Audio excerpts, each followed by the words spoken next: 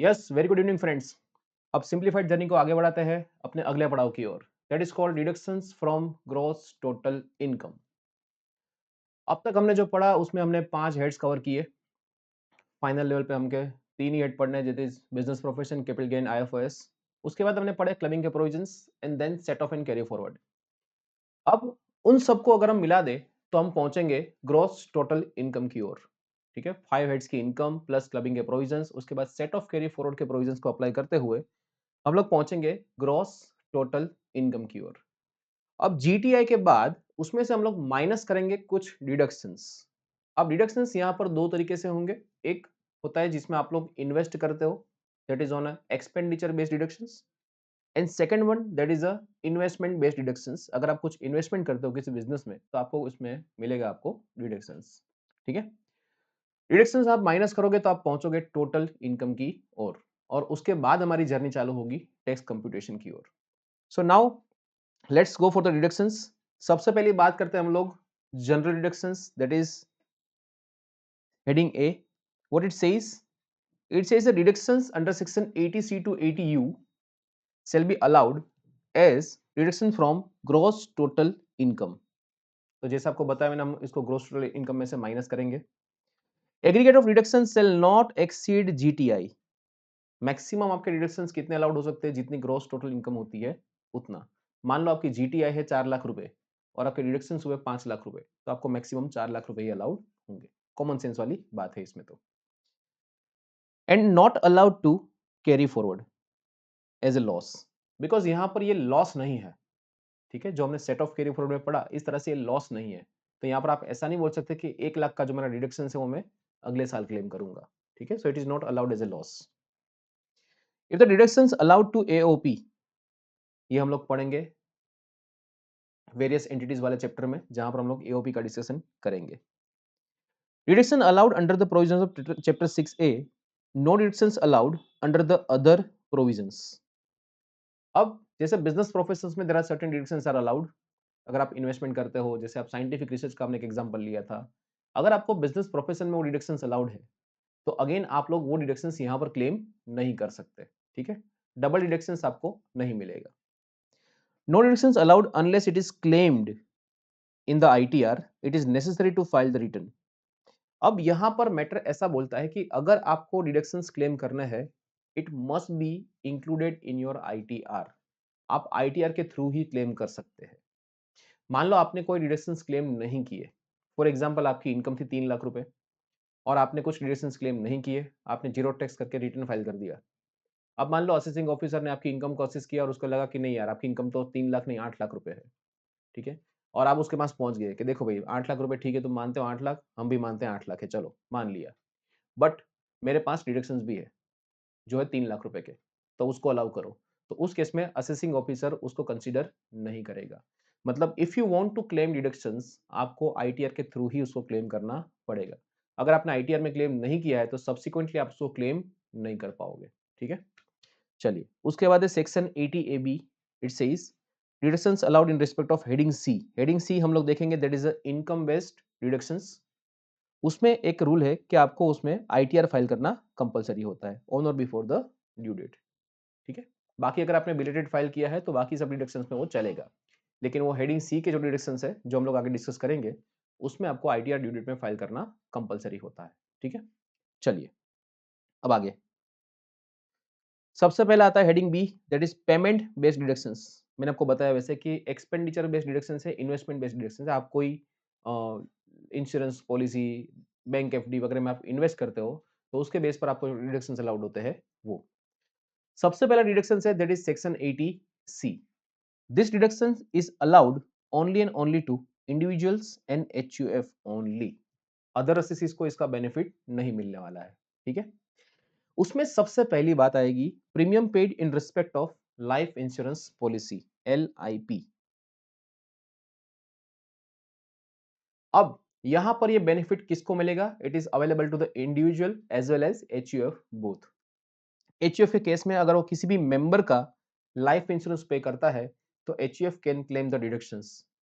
अगर इंडिविजुअल है तो उसको डिडक्शंस मिलेगा एस, एस और सी, सेल्फ, स्पाउस और चिल्ड्रन। चिल्ड्रन मेजर होगा तो भी डिडक्शन मिलेगा और माइनर होगा तो भी डिडक्शन मिलेगा। अगर फादर अपने बेटे का इंश्योरेंस पॉलिसी पे करता है तो उसका भी उसको डिडक्शंस मिलेगा। लेकिन अगर बेटा अपने पेरेंट्स का पॉलिसी पे करता है लाइफ इंश्योरेंस पॉलिसी तो वो अलाउड नहीं है। वो हम लोग देखेंगे मेडिक्लेम में। मेडिक्लेम में आपको पेरेंट्स का मेडिक्लेम अलाउड है, राइट? तो life insurance policy of the parents are not allowed. तो यहां पर आप क्या रखोगे? SSC। वो मेजर होगा तो भी चलेगा, माइनर होगा तो भी चलेगा। Self, spouse, children, section 80C life insurance policy. अब कितना आपको प्रीमियम अलाउड होता है इसके अंदर? तो यहां पर मैंने दो चीजों को साथ में कवर किया है। एक है एग्जेम्पशंस अंडर सेक्शन 1010D और दूसरा है आपको कितना डिडक्शन उसका मिलेगा 80C के अंदर वो। ठीक है, चलिए। अगर आपका पॉलिसी 1/4/2003 से पहले इश्यू हुआ है, यहां पर आपको देखना है प्रीमियम पेमेंट का डेट नहीं, आपका पॉलिसी इश्यू कब हुआ है, जब आपने पहली बार पॉलिसी लिया वो दिन कौन सा है। ठीक है, अगर आपका पॉलिसी 1/4/2003 से पहले इश्यू हुआ है तो उस केस में आपको maximum 20% of the sum assured, आपका जो पॉलिसी अमाउंट है उसका 20% प्रीमियम आपको अलाउड रहेगा। This is the maximum limit, this is the maximum limit which is allowed. ठीक है, और 1010D की बात करें एग्जेम्पशंस की, तो उस केस में क्या था कि अगर आपका कोई पॉलिसी 1/4/2003 से पहले का है तो उस केस में मैच्योरिटी के टाइम, मैच्योरिटी के टाइम आपको जो भी अमाउंट मिलेगा any sum received under a life insurance policy plus मान लो आपको बोनस मिला है, so that entire capital amount is a exempted under section 1010D। ठीक है, यहां पर कोई कंडीशन नहीं है जब पॉलिसी आपकी 1/4/2003 से पहले इश्यू हुई है उस केस में। आगे बढ़ के देखते हैं, डेट इज 2003 टू 2012, 1/4/2003 से लेकर 31 मार्च 2012, उसमें पॉलिसी में कोई चेंज नहीं है। इंश्योरेंस आपका मैक्सिमम 20% ही आपको अलाउड होगा। ठीक है, बट यहां पर एक बदलाव हुआ एग्जेम्पशंस में, सेक्शन 1010D के अंदर। क्या चेंज होया कि यहां पर भी आपको जो अमाउंट मिली वो एग्जेम्प्ट होगी, लेकिन कब ये एग्जेम्पशन नहीं मिलेगा आपको? However the exemptions will not be available to the premium payable if in any of the years, अगर आपका एक भी प्रीमियम आपके सम अश्योर्ड का 20% से ज्यादा हो गया तो आपको एग्जेम्पशंस नहीं मिलेगा। फॉर एग्जाम्पल, अगर आपका सम अश्योर्ड है से फॉर एग्जाम्पल 5 लाख रुपए,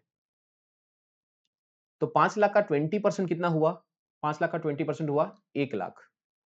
मान लो आपका प्रीमियम आता है, एनुअल प्रीमियम जो आपने भरा, प्रीमियम एक भी प्रीमियम, पूरे साल में जितना भी टेन्योर है उसमें एक भी प्रीमियम, प्रीमियम आपका आता है, फॉर एग्जाम्पल आपने प्रीमियम पे किया है 1,20,000 रुपए। अब यहां पर क्या होगा कि यहां पर आपको 80C में आपको मैक्सिमम 20% अलाउड होगा। तो आप 80C में कितना क्लेम कर पाओगे? 80C में आप लोग प्रीमियम क्लेम कर पाओगे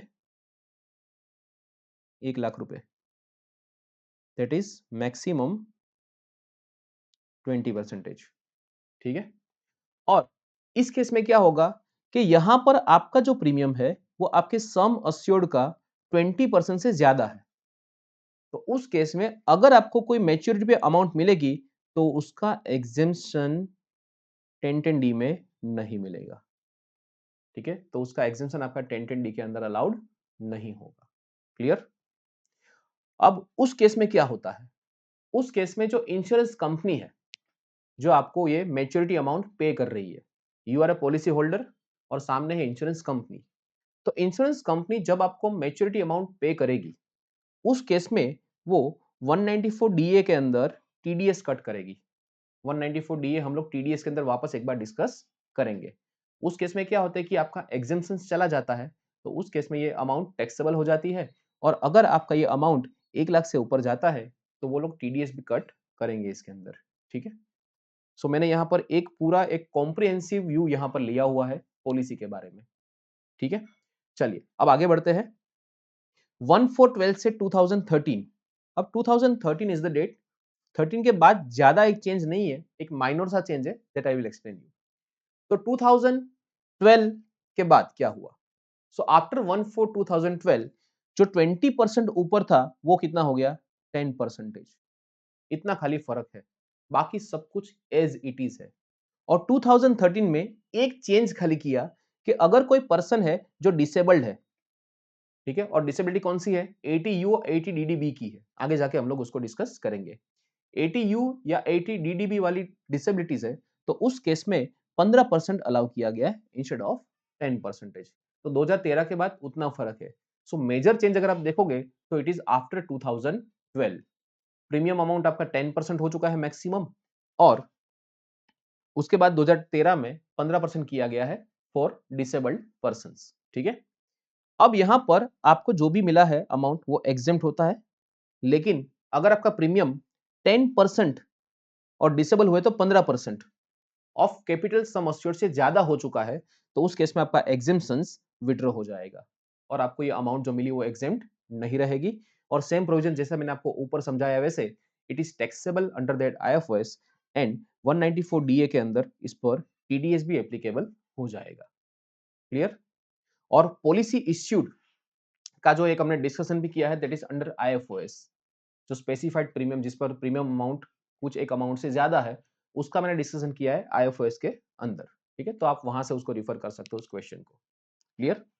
तो यहां पर मोटा मोटा अपने को एटीसी में इतना याद रखना है कि अगर 1 फॉर 2012 से पहले का पॉलिसी है तो 20%, 2012 के बाद का पॉलिसी है दैट इज तो उस केस में 10%, और अगर हैंडीकैप पर्सन है तो 2013 ऑनवर्ड्स उस केस में 15% आपको मैक्सिमम अमाउंट अलाउड होगा।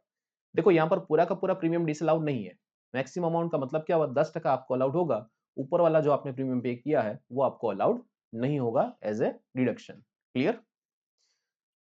चलिए, और यहाँ पर बेनिफिट किसको मिलेगा, it is benefit is available for if you paid premium for SSC that is called self, spouse and children, और HUF अगर अपने मेंबर का प्रीमियम पे करता है तो मेंबर का बेनिफिट उसको मिलेगा। डन? चलिए नेक्स्ट आगे बढ़ते हैं। Any sum received under LIP, including the sum allocated by a bonus on a death of a policy holder, is exempt. अगर लीगल हेयर्स को पैसा मिलता है, पॉलिसी होल्डर की डेथ हो जाती है तो उस केस में वो क्या हो जाएगा, एग्जेम्प्ट हो जाएगा। डन? चाहे वो अमाउंट कितना भी हो, कोई फर्क नहीं पड़ता उसमें।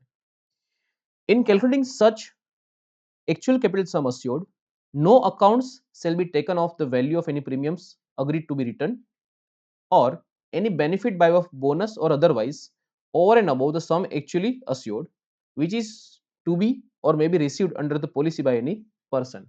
इन शॉर्ट यहाँ पर आपको क्या देखना है, आपको देखना है आपका पॉलिसी कवर अमाउंट। ठीक है, as far as exam is concern आपको पॉलिसी का अमाउंट वो लोग दे के रखेंगे, सम अस्योर्ड। फाइन, चलिए विड्रॉल ऑफ द डिडक्शंस।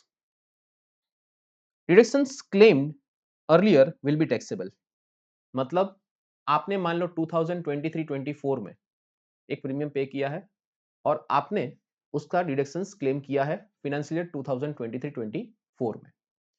अब if the assessee terminates his contract of the insurance by not paying the premium or by not reviving the contract of insurance, मतलब अगर आप प्रीमियम पे नहीं करते हो तो आपकी पॉलिसी क्या हो जाती है, लैप्स हो जाती है। ठीक है, सो आप प्रीमियम पे नहीं कर रहे हो या फिर अगर कोई पॉलिसी लैप्स हो चुकी है तो आप उसको रिवाइव नहीं कर रहे हो। ठीक है, with in 2 years after the date of commencement of the insurance in case of any single premium policy or before the premiums have been paid for 2 years in case of any other case। मतलब क्या बोलना चाहता है ये कि single premium policy है तो आपको 2 साल के अंदर उसको वापस रिवाइव भी कर देना पड़ेगा, और अगर मान लो एनुअल प्रीमियम है आपका तो आपने एटलीस्ट 2 साल के प्रीमियम भरे होने चाहिए। ऐसा नहीं कि आपने 23-24 में प्रीमियम आपने जो डिडक्शन क्लेम किया प्रीमियम का, उसके बाद 24-25 में आप उसको रिन्यू नहीं कर रहे हो या फिर रिवाइव नहीं कर रहे हो। ठीक है, आप प्रीमियम पे नहीं कर रहे हो तो एटलीस्ट आपने 2 साल के प्रीमियम यहाँ पर भरे होने चाहिए। अगर ऐसा नहीं होता है तो उस केस में आपको जो डिडक्शंस मिला है वो क्या हो जाएगा, लैप्स हो जाएगा, और ये करंट ईयर में आपकी इनकम में ऐड हो जाएगा। ठीक है, चलिए आगे। Premium paid in respect of the contract of deferred annuity. अब deferred annuity is nothing but it is kind of pension. कैसा है ये, पेंशन के जैसा है ये, it is kind of pension.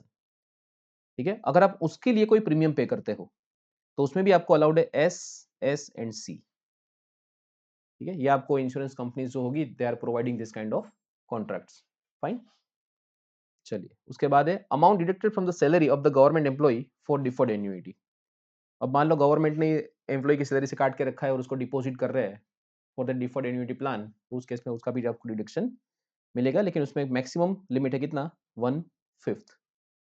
ठीक है। उसके बाद contribution to PPF, SPF and RPF, it is available to individuals only. अब ये क्या है, एक तो होता है जो एम्प्लॉइज कंट्रीब्यूशन टू पीएफ, ठीक है, एम्प्लॉय अपनी सैलरी में से जो डिडक्शन होता है उसका पीएफ का, वो तो वो आता है आरपीएफ के अंदर। एम्प्लॉयर एम्प्लॉय वाला जो मैटर है वो आरपीएफ के अंदर जाएगा। गवर्नमेंट वाला मोस्टली जाता है एसपीएफ में, स्टैट्यूटरी प्रोविडेंट फंड के अंदर, उसका भी उसको डिडक्शंस मिलेगा। मतलब यहां पर एम्प्लॉइज कंट्रीब्यूशन की बात हो रही है।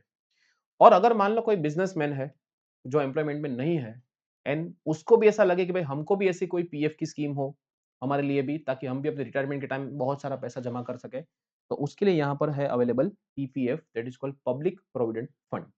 तो अगर आपका कोई पीएफ अकाउंट के अंदर कंट्रीब्यूशन है तो यहाँ पर आपको उसका डिडक्शंस मिलेगा। ठीक है। But it is, if it is unrecognised provident fund, तो उस केस में आपको बेनिफिट नहीं मिलेगा। It must be a recognised provident fund. ठीक है। उसके बाद है इसमें भी अगेन एसएससी, अपना पीपीएफ, स्पाउस का पीपीएफ और चाइल्ड का पीपीएफ अकाउंट, उसमें अगर आप डिपॉजिट करते हो तो आपको बेनिफिट इसका मिलेगा। ठीक है। Contribution to an approved superannuation fund, it is again like pension. उसके बाद Sukanya Samriddhi account, girl child, उसका आप अकाउंट ओपन किए हो और उसमें आप डिपॉजिट कर रहे हो तो it is called Sukanya Samriddhi scheme. उस केस में आपको बेनिफिट मिलेगा। अकाउंट किसके नाम का होगा, या तो इंडिविजुअल के खुद के नाम का, या फिर एनी गर्ल चाइल्ड, या फिर एनी गर्ल चाइल्ड फॉर हुम such individual is a legal guardian. तो इन तीनों केस में उसको डिडक्शंस मिलेंगे। एग्जाम्पशंस क्या है, any interest accruing to the account and withdrawals shall be exempt under section 10(11)(a). मतलब सुकन्या समृद्धि स्कीम में से अगर आप पैसा विड्रॉ करते हो या फिर उसमें कोई भी इंटरेस्ट की कमाई होती है तो वो भी क्या हो जाएगा, एग्जेम्प्ट रहेगा। इन्वेस्टमेंट तो एग्जेम्प्ट है ही इस केस में। ठीक है। आपने जो पैसा डिपॉजिट किया वो तो एग्जेम्प्ट है ही, प्लस ऊपर इंटरेस्ट की जो कमाई होगी वो भी एग्जेम्प्ट है, और जब आप विड्रॉ करोगे पैसा उस अकाउंट से वो भी क्या है, एग्जेम्प्ट है। तो we can say it is a E E E, exempt exempt exempt. ऐसा केस यहाँ पर हुआ। डन। उसके बाद है NSC, national savings certificate, NSC, उसमें अगर आपने कोई सर्टिफिकेट परचेज की है तो वो है। उसके बाद यूलिप 1971, या फिर ULIP of the LIC of the mutual fund, ऐसा कोई भी आप यूनिट लिंक इंश्योरेंस प्लान के अंदर इन्वॉल्व होते हो तो उसका भी आपको डिडक्शंस मिलेगा। Again it is a SSC.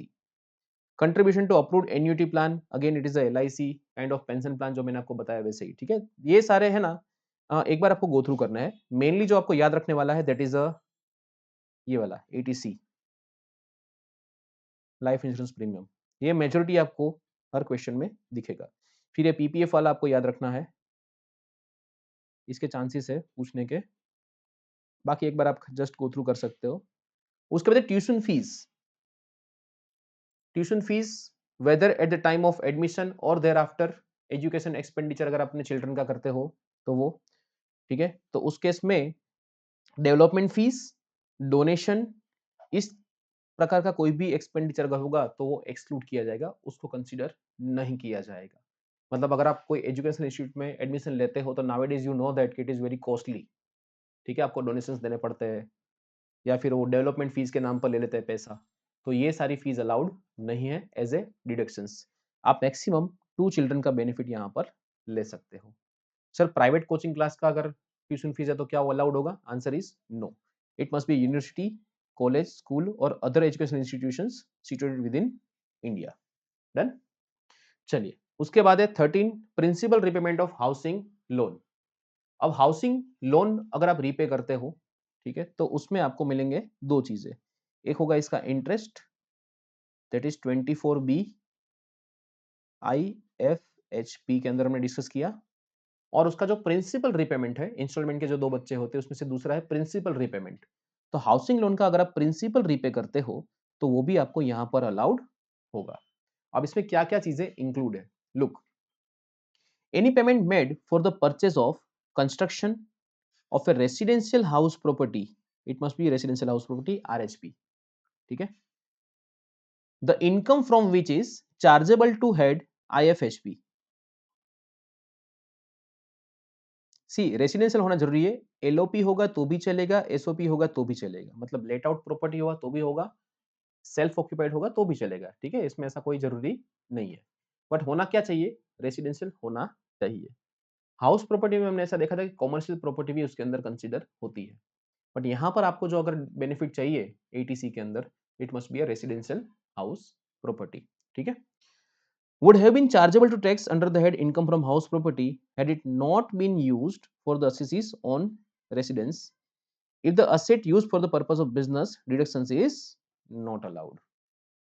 ठीक है, जैसे मैंने आपको बताया कुछ नहीं, ये बोलना चाहता है ये SOP है या फिर क्या होना चाहिए, LOP होना चाहिए, बट बिजनेस पर्पस के लिए अलाउड नहीं है, उसका डिडक्शंस आपको यहाँ पर नहीं मिलेगा, ठीक है। एडमिशनल पेमेंट्स क्या क्या चीजें इसके अंदर इंक्लूड होती है, एक तो मैंने आपको बताया any instalment or a part payment of the amount due under self financing or other scheme of the development authority। Development authority आपको पता होगा, जैसे हाउसिंग डेवलपमेंट अथॉरिटी होती है, ठीक है, अर्बन डेवलपमेंट अथॉरिटी, इस तरह से अगर कोई भी स्कीम है, हाउसिंग बोर्ड की अगर कोई स्कीम है, उसमें आप लोग जो इंस्टॉलमेंट पे करते हो वो चलेगा। Any instalment or a part payment of amount due to any company or a cooperative society of which the assessee is a shareholder or a member towards the cost of the house property allotted to him।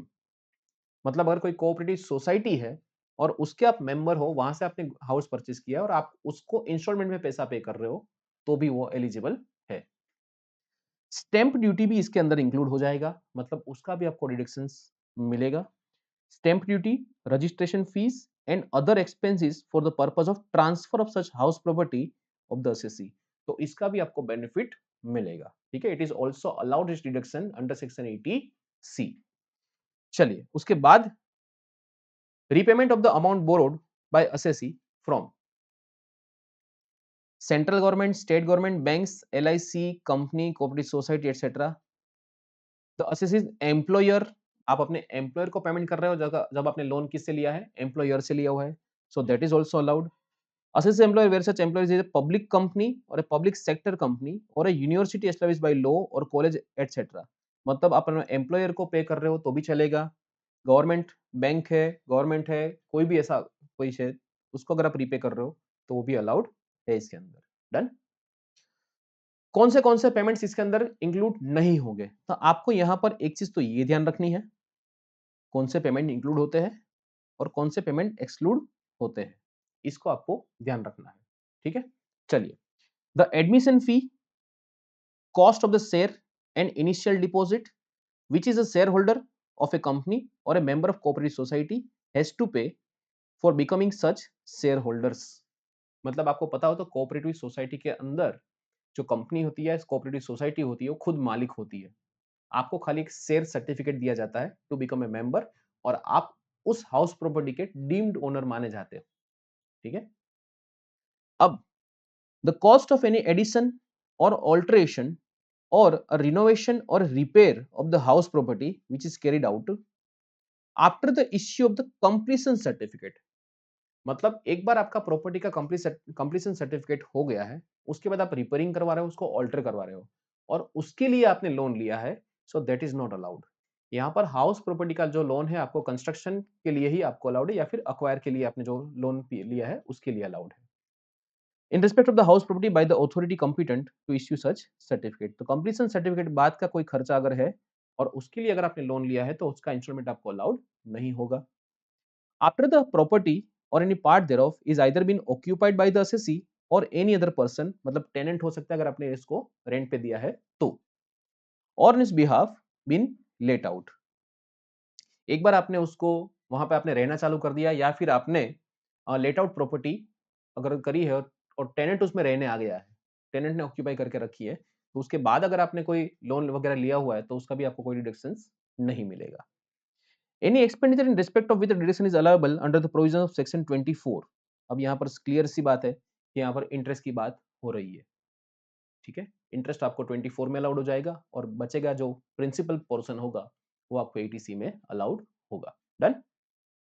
चलिए उसके बाद आगे बढ़ते हैं, subscription to the certain units of the mutual fund. अगर आप tax से और म्यूचुअल फंड इन शॉर्ट हम इसको बोल देंगे टैक्स सेवर म्यूचुअल फंड। उसके बाद अगर आपने बैंक से रखा है 5 ईयर टर्म डिपॉजिट, अब कई बार वो लोग क्वेश्चन में डायरेक्टली नहीं बोलेंगे, क्वेश्चन में ऐसा बोलेंगे कि उसने एक एफडी का अकाउंट खुलवाया है 5 साल के लिए और उसमें उसने पैसा डिपॉजिट किया है, तो आपको समझ जाना है कि ये एटीसी की बात हो रही है। सो 5 year term deposit with the bank, scheduled bank, and which is in accordance with the scheme frame by the government, ठीक है। तो बैंक के साथ यहाँ पर पोस्ट ऑफिस में भी अगर आपने 5 साल का डिपॉजिट रखा है तो भी वो अलाउड है। तो बैंक प्लस पोस्ट ऑफिस में अगर 5 साल का एफडी रखा है तो वो अलाउड है। फिर नोटिफाइड बॉन्ड्स इश्यूड बाय, ठीक है। फिर एनएसएस में अगर आप डिपॉजिट करते हो, सीनियर सिटीजन सेविंग स्कीम एससीएसएस, उसमें भी आपको अलाउड होगा। फिर अगर आप एनपीएस में कोई एडिशनल अकाउंट है उसमें आप कंट्रीब्यूट करते हो तो वो भी आपको अलाउड होगा। This are the just go through once. अब कुछ केस में ऐसा आते हैं कि आपको कुछ कंडीशंस फुलफिल करनी होती है। अगर ये वो कंडीशंस फुलफिल नहीं होती है तो आपको जो डिडक्शंस मिला है वो विड्रॉ हो जाएगा, और जिस साल में आपने कंडीशन वायोलेट करी है उस साल में वो आपकी इनकम में ऐड हो जाएगा। ठीक है, चलिए समझते हैं वो क्या है।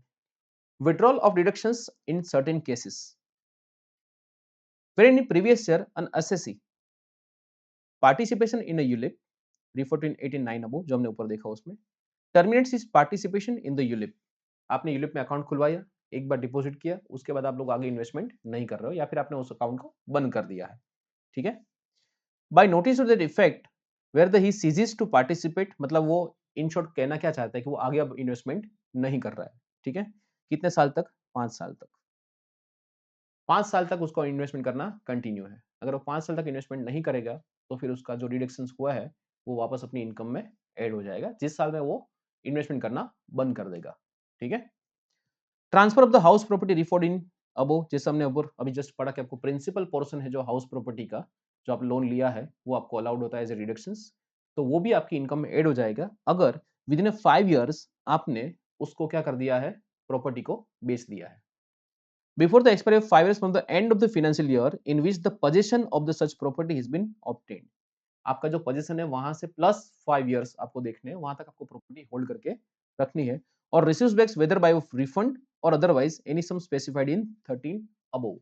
मान लो आपका लोन वेवर हो गया है, ठीक है, तो उस केस में भी आपका डिडक्शन क्या हो जाएगा, विड्रॉ हो जाएगा। ठीक, consequences or the termination or the transfer, no deduction shall be allowed to the assessee in respect of sum paid during such previous year, and the total amount of the deductions of the income allowed in respect of such previous year or previous years preceding such previous year shall be deemed to be the income of the assessee of such previous year and shall be liable to tax in the assessment year relevant to the such previous year। अब यहाँ पर सच previous year करते करते करते sir समझ में नहीं आया कुछ, सिंपल तरीके से बता देता हूँ आपको कि अगर आपने ऐसा कोई टर्मिनेशन किया या फिर आपने प्रॉपर्टी ट्रांसफर करी है तो अब तक आपने जितना भी क्लेम किया है डिडक्शंस वो सब कुछ आपको अपनी इनकम में ऐड हो जाएगा जिस साल में आपने ट्रांसफर किया उस साल में। बहुत सिंपल प्रोविजन है। ठीक है, मान लो आपने 3 साल के बाद प्रॉपर्टी बेच दी चौथे साल में, तो 4th ईयर में वो जितना भी आपने 3 साल में डिडक्शंस क्लेम किया है वो सब कुछ आपकी 4th ईयर की इनकम में क्या हो जाएगा, एड बैक हो जाएगा। सिंपल ये कहना चाहता है, राइट। यहाँ पर सिंपल सा आपको लिख दूं, एडेड बैक एज इनकम। ठीक है, जिस साल में आपने वायोलेशन किया उस साल में। डन। उसके बाद पोस्ट ऑफिस टाइम डिपॉजिट की भी बात करिए यहाँ पर, या बैंक डिपॉजिट की भी बात करिए, 5 साल के अंदर आपने उसको विड्रॉ कर लिया, या फिर सीनियर सिटीजन सेविंग से पैसा आपने निकाल लिया before expiry of the 5 years, उस केस में तो आपका एग्जाम्पशन क्या हो जाएगा, वो विड्रॉ हो जाएगा। ठीक है, सो ये जस्ट खाली आपको क्या करना है, just read once.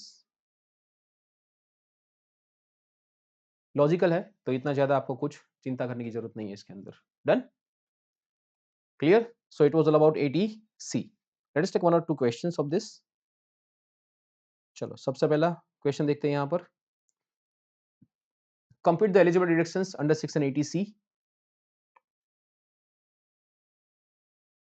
for AY 25-26 in respect of the life insurance premium paid by Mr. Ganesh during 24-25। सबसे पहला पॉलिसी इश्यू डेट है, पॉलिसी इश्यू डेट है 1/4/2011, मतलब ये हुआ बिफोर 1412, मतलब इस केस में आपको 20% अलाउड होगा। फिर है 1/5/2018 10% अलाउड होगा। फिर अगेन 21, यहाँ पर हैंडीकैप है तो 15%। डन। सम अस्योर्ड है 8 लाख, 8 लाख का 20% 160, लेकिन उसने पे कितना किया है 48, तो पूरा का पूरा 48,000 अलाउड। फिर 150 का 10% होता है 15,000, प्रीमियम पे कितना किया है 20, तो मैक्सिमम कितना मिलेगा 15,000। फिर 4 लाख, 4 लाख के केस में यहाँ पर 15% होगा तो 60,000 मैक्सिमम अलाउड होगा, लेकिन सामने पे कितना किया है 80,000, तो अलाउड कितना होगा मैक्स 60। तो 60,000 इधर, इधर 15,000 और इधर 48,000 पूरा, तो 48, 15 एंड 60 टोटल मिलेगा 123। कंडीशन ये है कि वो 115 बीएससी में ऑप्ट ना किया हो, ठीक है, because it is not allowed under section 115 BSc.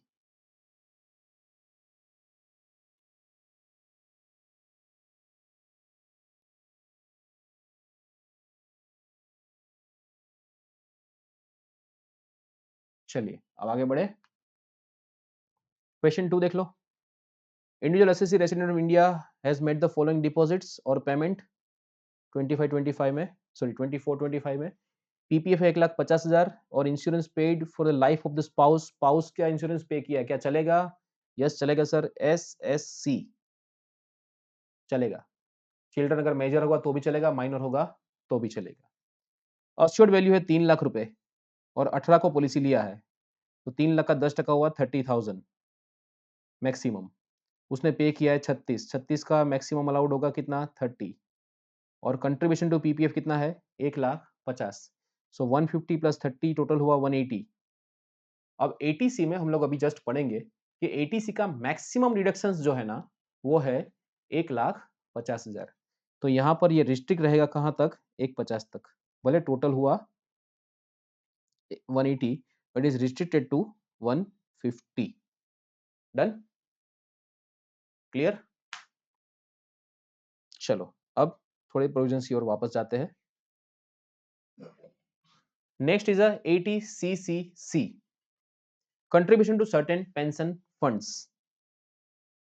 It is available to individuals only, no HUF, ठीक है।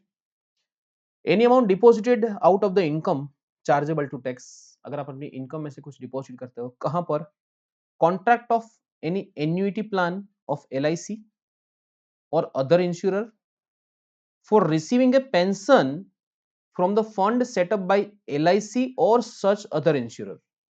मतलब आपने इंश्योरेंस कंपनी के पास गए हो, आपने उसको बोला कि देख भाई मैं अभी पैसा यहाँ पर डिपॉजिट करता हूँ, मुझे जब मैच्योरिटी टाइम आएगा उसके बाद मुझे चाहिए यहाँ पर pension every year.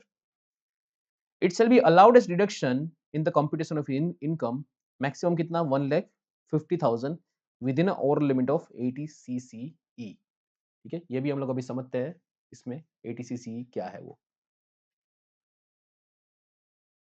For this purpose the interest और bonus accrued or credited to the assessed account shall not be reckoned as contribution, तो उसको हम कंट्रीब्यूशन नहीं मानते, उसको एज ए डिडक्शन ट्रीट नहीं करेंगे, मतलब it is not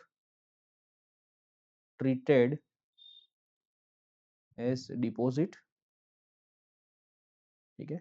for example मान लो उसमें इंटरेस्ट जमा हुआ है 10,000 रुपए इस साल में, तो I can not claim this as a deduction ₹10,000, और मैं ऐसा नहीं बोल सकता कि ये मेरे अकाउंट में कंट्रीब्यूशन हुआ 10,000 रुपए का, ठीक है। So it is not allowed as deductions. Where any amount paid or deposited by the assessee has been taken into account for the purpose of this section, the deduction under section 80C shall not be allowed with reference to such amount. मतलब एक ही payment का दो बार deductions नहीं मिलेगा। अगर आपको पता हो तो हमने ऊपर वो डेफर्ड एन्युटी प्लान वगैरह देखा था, ठीक है।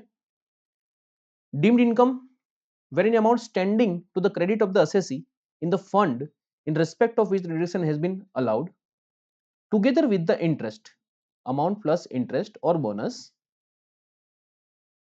is received by the assessee or his nominee on account of the surrender of the surrender of the annuity plan in any previous year, or as a pension received from the annuity plan, such amount will be deemed to be the income of the assessee or the nominee in that previous year in which such withdrawal is made. मतलब उसमें से जो आपको पैसा मिलेगा, या तो आप उसको पूरा प्लान सरेंडर करके सारा पैसा वापस ले लेते हो, या फिर आप पेंशन ले रहे हो every month, right? So that shall be treated as your income. उसको हम लोग क्या मानेंगे? आपकी इनकम ट्रीट करेंगे, and it is chargeable to tax. मतलब क्या हुआ कि अब आप जो कंट्रीब्यूशन कर रहे हो every year, it is allowed as deduction from your income. अब मान लो कि आप रिटायर हो चुके हो, now you want a pension from that fund, right? So you are getting pension every month. So जो भी आपको मंथली पेंशन मिल रहा है, it is treated as your income. Okay? या फिर आप चाहते हो काम करो, ये पूरा प्लान सरेंडर कर देते हैं, जितना पैसा मेरा अब तक का जमा हुआ है along with interest, along with bonus, जो भी मिला है सब कुछ मेरे को दे दो। So it will be treated as your income. Done? तो डिपॉजिट करते टाइम आपको मिलेगा डिडक्शंस, जब वो पैसा वापस आ रहा है तब वो क्या होगा? टैक्सेबल होगा। क्लियर? चलिए, उसके बाद है आगे CCD। ठीक है? 80 CCD, contribution to the pension scheme notified by the central government. It is also known as Atal pension योजना। अब यहां पर तीन चीजें हैं, 80 CCD 1, 1B एंड 2। इसको थोड़ा सा समझ लेते हैं हम लोग। यहां पर ऐसा है 80 CCD, उसमें पहला है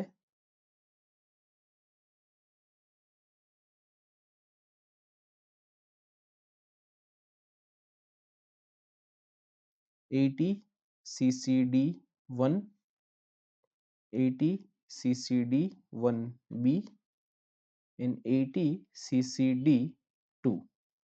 ऐसा है ये। ठीक है? चलो, अब जस्ट अ मिनट।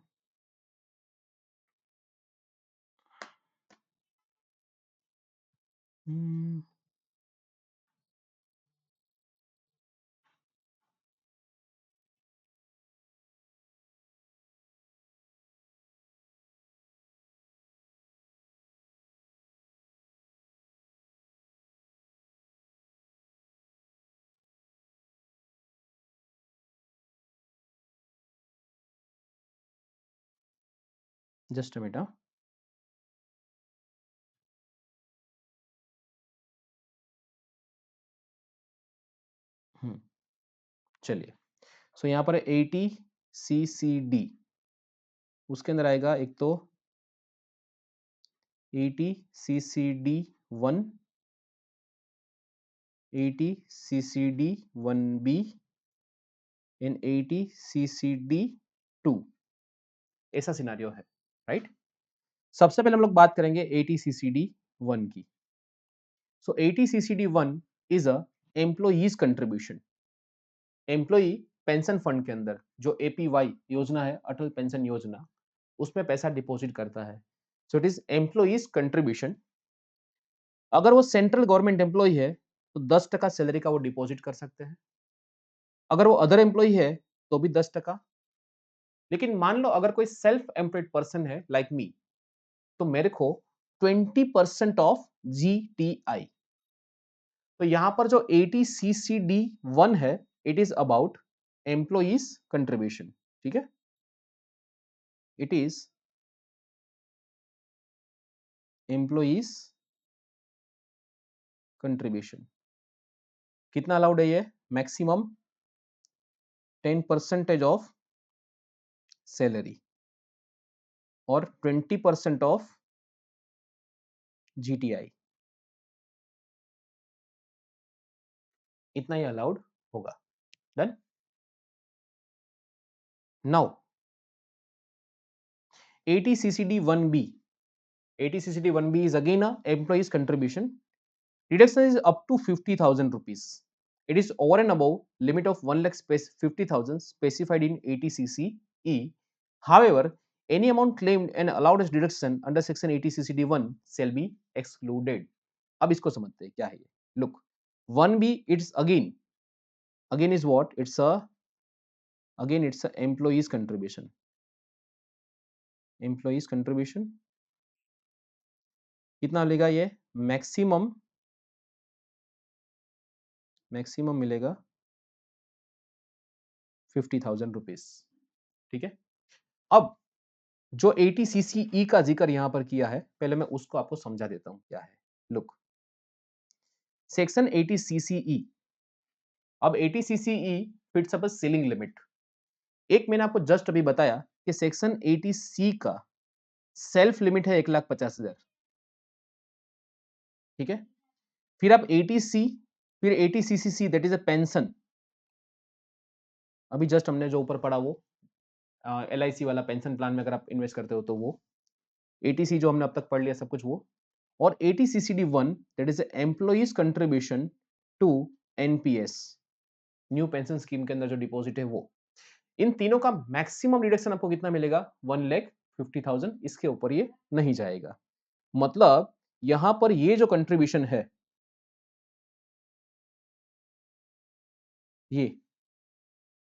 ये कंट्रीब्यूशन है, it is under 1,50,000 limit,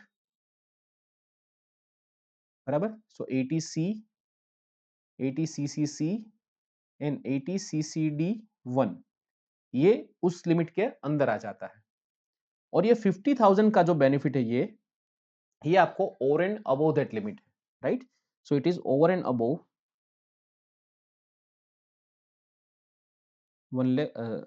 50,000 limit. ठीक है,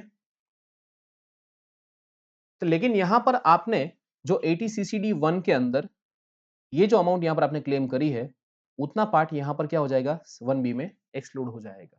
मतलब आपको मान लो आपने टोटल 40,000 रुपए का डिपॉजिट किया, आपने 40,000 रुपीज का कंट्रीब्यूशन दिया है, और अगर अगर आप यहाँ पर 40,000 कंसीडर करते हो 80CCD1 में, तो आप लोग यहाँ पर वापस 40,000 कंसीडर नहीं कर सकते। ठीक है, जितना अमाउंट आप 80CCD1 में काउंट कर लेते हो, उतना फिर वो वापस एक्सक्लूड हो जाएगा। मतलब आपको डबल डिडक्शन नहीं मिलेगा। क्लियर? और यहां पर जो ये मैटर है, ये है, ये किसका है? ये है एम्प्लॉयर कंट्रीब्यूशन, एम्प्लॉयर कंट्रीब्यूशन। ठीक है, अगर एम्प्लॉयर कंट्रीब्यूशन है और आपका एम्प्लॉयर सेंट्रल गवर्नमेंट है, तो आपको डिडक्शन मिलेगा 14% ऑफ सैलरी। सर ये एम्प्लॉयर कंट्रीब्यूट करता है, डिडक्शन हमको कैसे मिलेगा? लुक, एम्प्लॉयर आपके अकाउंट में डिपॉजिट करता है, तो आपके लिए फायदा हुआ। ठीक है, तो it is treated as your income again, and then it is allowed as a reduction. समझ में आया? जैसे अगर आपको याद हो तो सैलरी में हम लोग एम्प्लॉयर्स कंट्रीब्यूशन ऑफ PF देखते थे इन एक्सेस ऑफ 12%, कि 12% से ऊपर का अगर एम्प्लॉयर्स कंट्रीब्यूशन ऑफ PF है, तो उसको भी हम लोग इनकम में ट्रीट करते थे, और 12% तक हम उसको एग्जेम्प्ट मानते थे। वैसे ही यहां पर आपको up to 14% you can claim it as a deductions. अब मान लो एम्प्लॉयर ने आपके अकाउंट में 20% डिपॉजिट किया है, तो 6% आपकी इनकम में, मतलब टोटल 20% आपकी इनकम में ऐड होगा, और 14% you can claim it as a deductions. So net to net 6% आपकी इनकम में वो क्या हुआ? ऐड हो गया। ठीक है, अदर एम्प्लॉयर है, अदर एम्प्लॉयर, अब उसमें इस बार एक अमेंडमेंट है।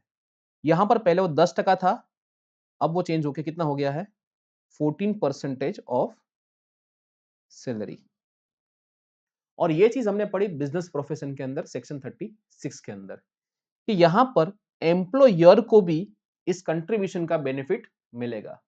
एम्प्लॉयर अगर आपके अकाउंट में कंट्रीब्यूट करता है, तो उसको ऐसे बिजनेस एक्सपेंडिचर डिडक्शंस मिलेगा, और आपको 80CCD2 के अंदर 14% का डिडक्शंस मिलेगा। सर सेंट्रल गवर्नमेंट एम्प्लॉई और अदर एम्प्लॉई के अलावा कोई पॉसिबल ही नहीं, कोई सेल्फ एम्प्लॉयड अगर है तो उसका तो कोई एम्प्लॉयर है ही नहीं, तो उस केस में एम्प्लॉयर कंट्रीब्यूशन की बात करना ही बेकार है उसमें तो। ठीक है, तो नाउ आई होप कि ये क्लियर हो गया आपको तीनों चीजें। डन।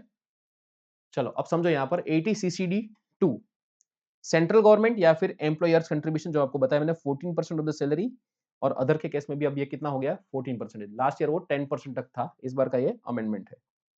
सैलरी का मतलब यहां पर क्या है? सैलरी का मतलब है basic plus DAR, basic plus DAR। Clear? R मतलब रिटायरमेंट बेनिफिट के लिए अगर कुछ उसमें परसेंटेज दिए गए हैं, तो वो मान लो आपको ऐसा कोई डी है, टोटल 10,000 रुपये है, उसमें 40% shall be computed for the retirement benefit, तो 4,000 रुपये हम लोग यहाँ पर इंक्लूड करेंगे for the purpose of this computation. Done. So it was all about ATCCD, Atal pension Yojana, और you can say NPS, new pension scheme. Done. चलिए अब इसके रिगार्डिंग कोई क्वेश्चन?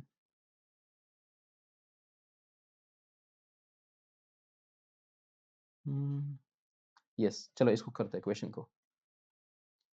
क्वेश्चन नंबर 4 देखो, the basic salary of mister A is 1 lakh per month, he is entitled to a DA which is 40% of the basic salary.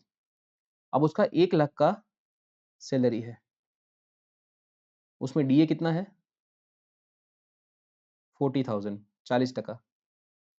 50% of DA is forming part of the pay, मतलब यहां पर DA are कितना है? 20,000, 50% उसका। ठीक है। Both mister A and his employer contributes 15% of the basic salary to the pension scheme referred to in section 80 CC D।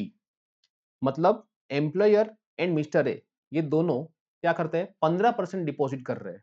तो 15% कितना होगा? 1 लाख का 15%। अब यहां पर देखना डिपॉजिट की बात हुई है, डिपॉजिट करे वो बेसिक का, तो यहां पर कंट्रीब्यूशन हुआ 15,000 पर मंथ, क्योंकि यहां पर आपको बोला है बेसिक का 15% वो लोग डिपॉजिट कर रहे हैं, तो कंट्रीब्यूशन हुआ 15,000 पर मंथ। बराबर। अब आपको जो डिडक्शंस देखने हैं, एग्जेम्पशंस देखने हैं, वो आपको क्या देखना है? वो आपको निकालना है स्पेसिफिक परसेंटेज ऑफ सैलरी। तो यहां पर पहले आपको समझना पड़ेगा सैलरी का मतलब क्या है। तो यहां पर सैलरी का मतलब होगा basic plus D A are. तो आपकी सैलरी है यहां पर 1 लाख रुपए, प्लस डी ए आर है आपका 20,000 रुपीज, तो टोटल कितना हुआ? 1,20,000। ये हुआ आपका मंथली अमाउंट। एक महीने का सैलरी है पर मंथ। तो अगर 12 महीने का कंप्लीट करोगे तो आप it will B 14,40,000, 14,40,000 yearly salary. ठीक है। अब जो भी हम लोग कंपटीशन करेंगे वो इसके बेस पर करेंगे। आपका कंट्रीब्यूशन कितना है? 15,000 per month into 12, total contribution आपका हुआ 1,80,000। अब एम्प्लॉय का कंट्रीब्यूशन भी 180 है और एम्प्लॉयर का भी 180 है। नाउ वी नो दैट कि आपको यहां पर टोटल कितना अलाउड है? 10% of the salary is allowed, right. अगर आप सेंट्रल गवर्नमेंट एम्प्लॉय तो भी 10% और नॉर्मल एम्प्लॉय तो भी 10%। ठीक है। So 10% of the salary is allowed. तो सैलरी का मतलब हमने यहां पर निकाला था basic plus D A R. So जो हमारा गिन के आया था 14,40,000, उसका 10%। So that comes to 1,44,000। It is allowed as a employee's contribution 80 CCD 1 में। फाइन। 80 CCD 2 employer's contribution. अब एम्प्लॉयर ने कंट्रीब्यूशन कितना दिया है? कंट्रीब्यूशन दिया है 1,80,000।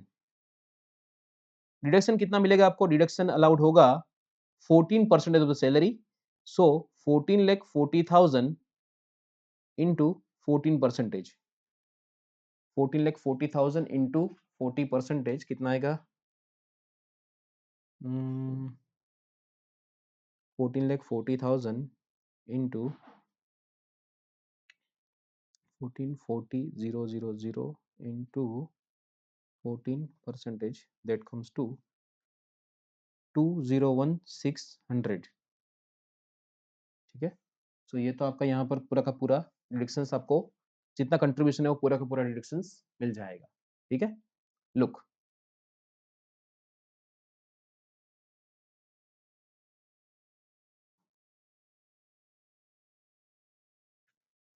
देखो 12,000 आपका बेसिक सैलरी प्लस 40% आपका डीए, उसमें 50% आपका डीए आर बनता है। So that is 240। तो 1440 इज योर एनुअल इनकम, जैसे हमने यहाँ पर कंप्लीट किया वैसे। ठीक है। अब 80 CCD 1 की बात करें तो 10% आपको अलाउड है। तो आउट ऑफ 180 आपका यहां पर गया 144, इसका 10%।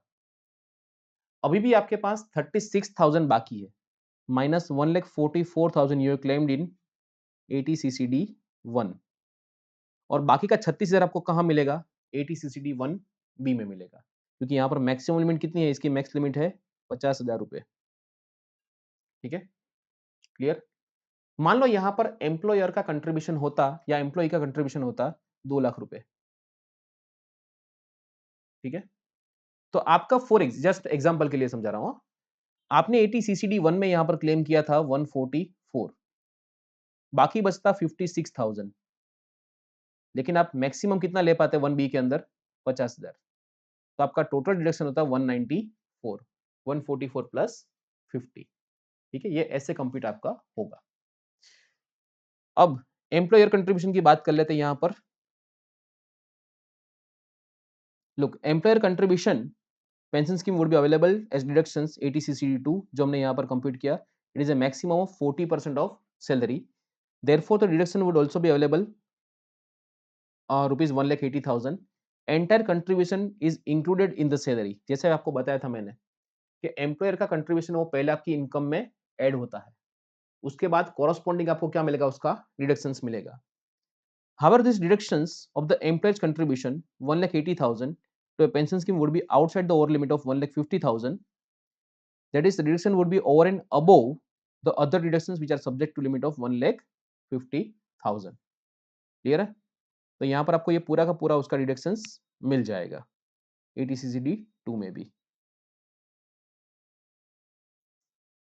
Look, 1,80,000 ATC in respect of the employer's contribution pension scheme, it may be noted 80,000 being 15% basically rupees 12 lakhs will form part pay of the pay salary.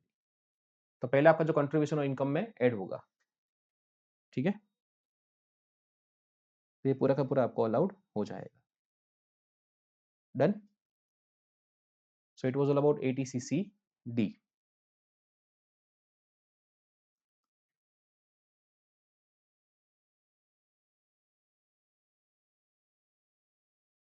चलो, डीम्ड इनकम क्या बोलता है ये? Look, it says wherein amount standing to the credit of the assessee in the fund in respect of which a deduction has been allowed. आपके अभी fund में पैसा पड़ा हुआ है, together with the accretions of such amount received by the assessee or his nominee on closure. Accretion का मतलब हुआ उस पे लगने वाला इंटरेस्ट या जो भी अमाउंट में जो भी बढ़ोतरी हुई है वो बोनस इंटरेस्ट जो भी मिला है वो on a closure of the account, या फिर वो स्कीम से बाहर निकलना चाहता है, ही इज ऑप्टिंग आउट, या फिर receipt of A pension from the annuity plan. जैसा हमने आगे पढ़ा वैसे ही सेम टू सेम, फंड में से आपको जो भी पैसा मिला वो वापस क्या हो जाएगा? टैक्सेबल हो जाएगा, वो आपकी डीम्ड इनकम मानी जाएगी। However, amount received by the nominee on the death of the assessee under the circumstances referred to in A and B above. A and B मतलब ये वाले दोनों केस में। ठीक है, अगर मान लो नॉमिनी है, वो पैसे अपना अकाउंट क्लोज करके उठा लेते हो या फिर आगे वो स्कीम में आप कंटिन्यू करना नहीं चाहते हैं and they are withdrawing the money, in that case it will be not to be deemed to be the income, मतलब वो क्या हो जाएगा? एग्जेम्प्ट हो जाएगा। Further, the assessee shall be deemed not to have received any amount in the previous year if such amount is used for purchasing an annuity plan in the same previous year. मतलब आपने जो पैसा आया है उससे आपने नया annuity plan को ही खरीद लिया है। ठीक है, तो उसको भी हम वापस इनकम में ट्रीट नहीं करेंगे। Done. So it was all about ATC। फिर एक छोटा सा प्रोविजन है ATCCH, ठीक है, जिस पर बहुत सारा हल्ला हुआ था अग्निवीर स्कीम के ऊपर गवर्नमेंट के नाम पर। तो यहां पर वो एक देख लेते एक बार, ATCCH1 and ATCCH2। ATCCH that is Agnipath scheme, उसमें अगर कोई अग्निवीर का कंट्रीब्यूशन है, अग्निवीर मतलब माना जाता है एम्प्लॉई, तो एम्प्लॉइज कंट्रीब्यूशन है, तो जितना भी कंट्रीब्यूशन होगा वो सारा का सारा अलाउड होगा। It is kind of PF जैसा है। ठीक है, कॉर्पस फंड उसका क्रिएट होता है उससे, जब वो उसका टर्म खत्म होगा तब उसको पैसा मिल जाएगा। ठीक है, तो that is allowed as deduction, लेकिन ये 115 BSc में अलाउड नहीं है। ATCCH2 any contribution by the central government, तो मैंने आपको बताया जैसे कि अगर एम्प्लॉयर अगर कोई कंट्रीब्यूशन करता है तो आपकी इनकम में ऐड होता है और कॉरस्पॉन्डिंग आपको उसका डिडक्शंस मिल जाता है। ठीक है, सो कॉर्पस फंड के अंदर वो कंट्रीब्यूशन देता है सेंट्रल गवर्नमेंट, तो वो भी अलाउड है और ये तो दोनों रेजिम में अलाउड है। डन। उसके बाद है any payment from a Agnipath corpus fund to a person enrolled under the Agnipath scheme or his nominee would be exempt मतलब यहाँ पर ये स्कीम कैसी हो गई ई। पैसा डिपॉजिट करो तब भी माफी है, डिडक्शन मिलेगा, और पैसा जब आएगा तब भी क्या है वो एग्जेम्प्ट है। Done. So it was all about ATC, CCC and CCD. बाकी कहानी हम लोग बढ़ाएंगे अगले लेक्चर में। ठीक है, चलिए।